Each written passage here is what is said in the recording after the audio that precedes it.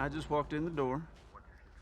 Sheriff, he had some sort of thing on him, like a oxygen tank for emphysema or something, and a hose that run down his sleeve. You got me. Well, you can look at it when you get in. Yes, sir. I got it under control.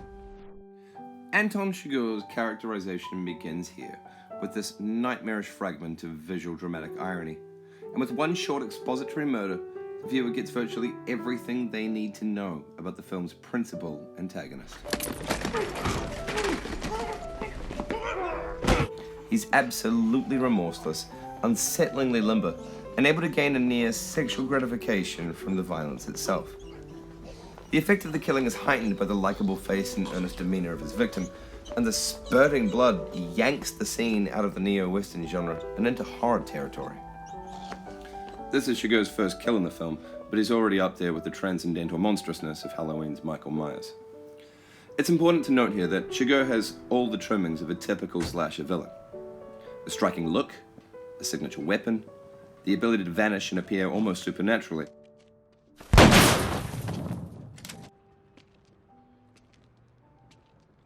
And, vitally, an inhuman capacity to withstand pain and bodily damage. Mister, you got a bone sticking out of your arm. All right, let me just sit here a minute. Howdy. What's this about?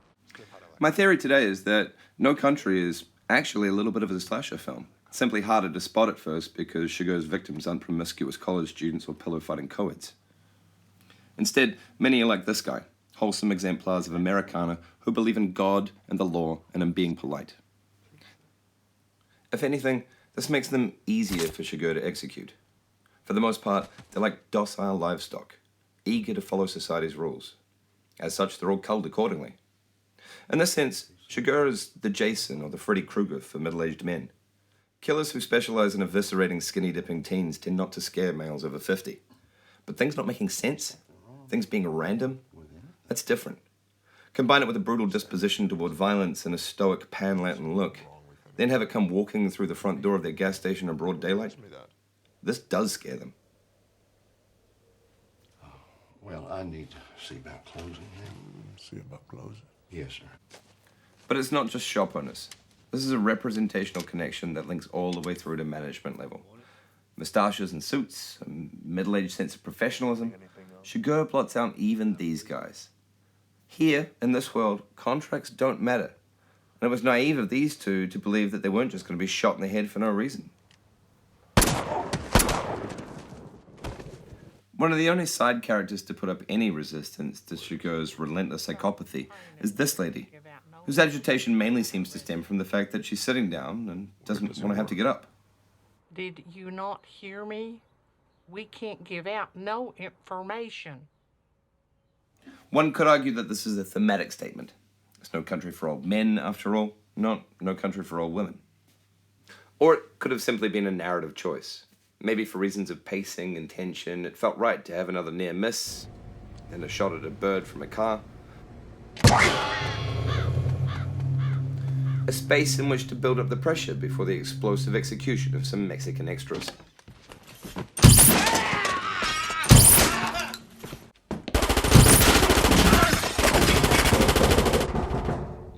It's in this scene that Chigurh's slasher villain status goes up a whole other notch.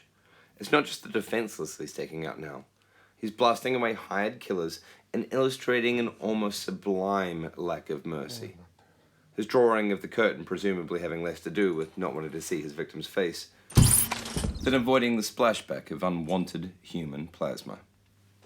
But the elimination of a certain type of extra continues as the film progresses.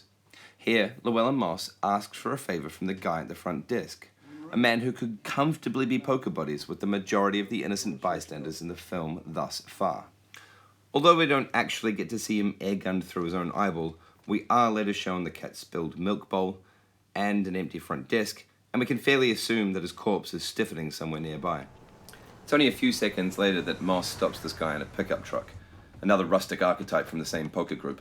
And for all his goodwill and humanism, he ends up getting a gusher in the windpipe and one on the forehead, a death that aesthetically mirrors the arrow through Kevin Bacon's throat in the original Friday the 13th. There are even clear nods to the cinematography of early slasher film. Here's Arbogast, the private investigator from Psycho, climbing the stairs, unaware that at the top, Norman Bates, dressed as his mother, will burst from a side door and stab him to death. And here's Carson Wells, the private investigator, climbing the stairs with the same reverse tracking shot, only in this film the monster is stealthy, cogent, and coming soundlessly up behind him. Hello, Carson. This is clearly a stylistic homage. Let's go to your room. The two performances in the following scene are masterful. Shigeo's face is bulbous and insane, almost a gleam. Wells's mouth is twisted tightly and actively flinching, his expression preempting the inevitable gunshot. And Carson Wells' death again links to what the target audience really fears, the impotence of the forces of good. The narrative of classical westerns typically allowed the white hats to win, or at least to put up a fight. But after Wells' bluster about being a serious manhunter with the right skills to bring Shigeo down, we don't even get to see him throw a punch. He dies unarmed and sitting down.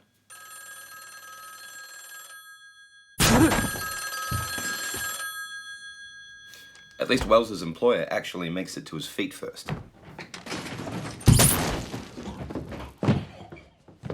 It's telling that the fact he's wearing a tie and working in the modern capitalist fortress of a skyscraper doesn't protect him.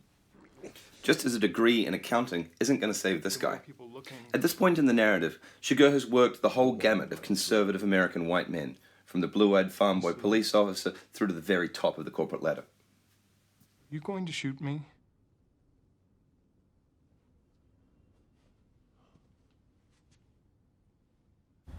Presuming the accountant has met the same end as everyone else, the last three of Shigeo's murders all happen off-screen. And here the film diverges from the slasher pattern. It's almost as if the killing has become humdrum, an accepted banality in the bloody tide of Shigeo's continued existence. The helpful chicken farmer is simply hosed off, and our ostensible white-hatted hero is gunned down, also off-screen, in another narrative twist, by characters we never even see, the woman he was flirting with face down like flotsam in the motel swimming pool.